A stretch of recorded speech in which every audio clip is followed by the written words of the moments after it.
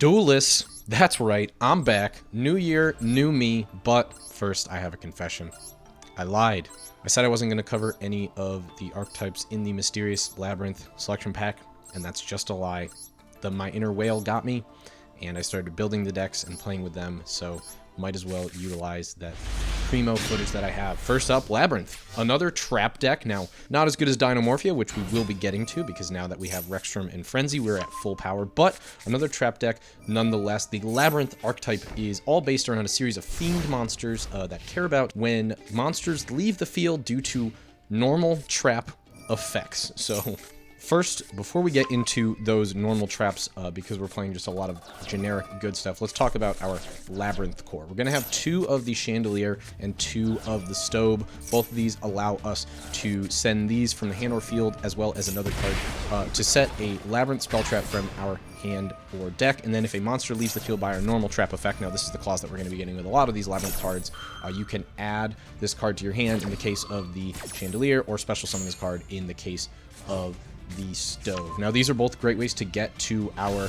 Labyrinth spell and traps, of which we only have 2, but they are absolutely necessary for our deck to work. Let's talk about our Labyrinth trap. Welcome Labyrinth. This is kind of the flagship of the deck, and hence it is a UR. This deck is not super cheap, unfortunately, though. It is way cheaper than Runic, which we will be covering on the channel very, very soon. Welcome Labyrinth. When it's activated, we're going to special summon a Labyrinth monster from the deck, and then if a monster leaves the field by our normal trap effect, once again the Labyrinth clause, we can set this card straight from our graveyard. This, a majority of the time, is going to get us either our boss monster, which is going to be Lovely Lady Labyrinth, or our Ariana, the Labyrinth Servant. Playing 3 of that Labyrinth Servant, this is just going to be normal special summon. It's going to get us any Labyrinth card, so that can get us the Clock, the Chandelier, the Welcome Labyrinth, or the Field Spell. Usually going to be the Welcome Labyrinth or the Field Spell. We want those in rotation at all times. And once again, Ariana has the Labyrinth clause. We get to draw a card, and we can then special summon a fiend monster or set 1 spell trap directly from our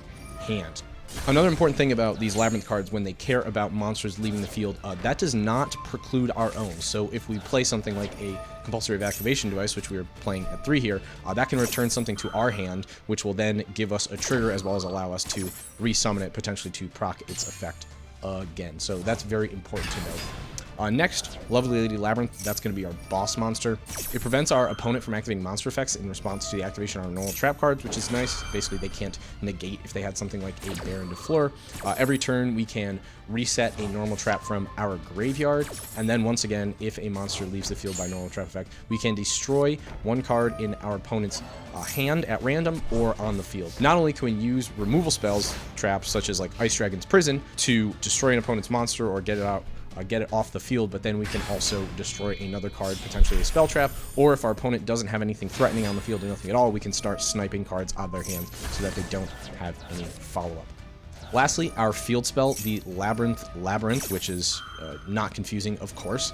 This isn't a searcher or basically the entire game plan itself, as a lot of field spells are, but first off, whenever we activate Welcome Labyrinth, which is what we want to do, there are actually a few different cards that are technically Welcome Labyrinth normal traps, but really we only care about the ultra rare. You're not going to be playing the other ones most of the time unless you're playing a very, very, very pure build. When those resolve, you also get to destroy a card in the field. Now, an important thing about this is for the Lovely Lady Labyrinth and Ariana the Servant, those are trigger effects that happen after that. This happens in addition to the resolution of the Welcome Labyrinth. So your opponent does not get to respond to it once you have your special summon monster from the Welcome Labyrinth on the field, and also this is non-targeting, so they don't know what you're going to pick.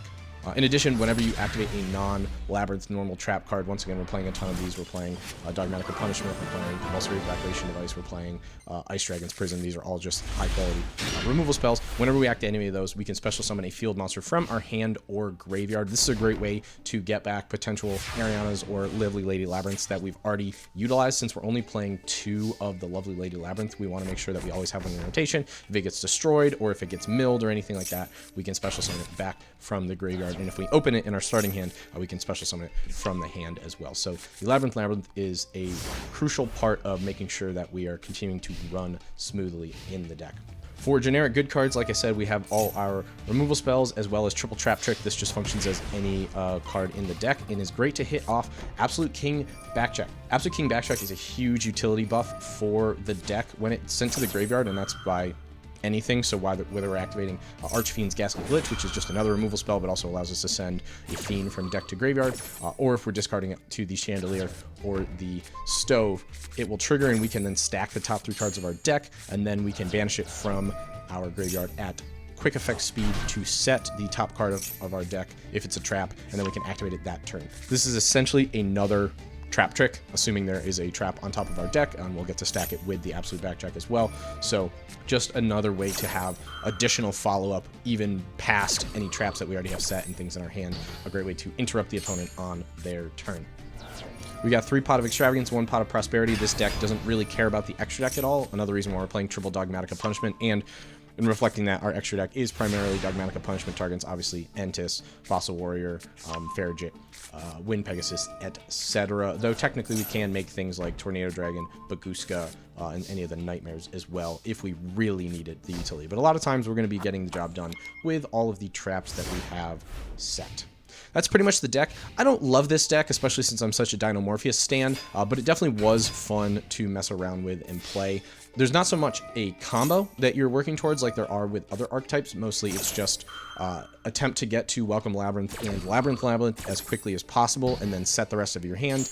There's a lot of actual thinking that has to be done, which is cool, and a lot of kind of back and forth play, since depending on what your opponents do, you need to stack your triggers, potentially activate things on chains to anticipate things coming down, so that when your traps resolve, you then are able to destroy cards on their field or in their hand, etc. So it's fun to play, fun to pilot, definitely an interesting deck, and something that is only going to get better with the further releases in the archetype that we already have in the TCG and the OCG. Enjoy, and I'll see you in the next video.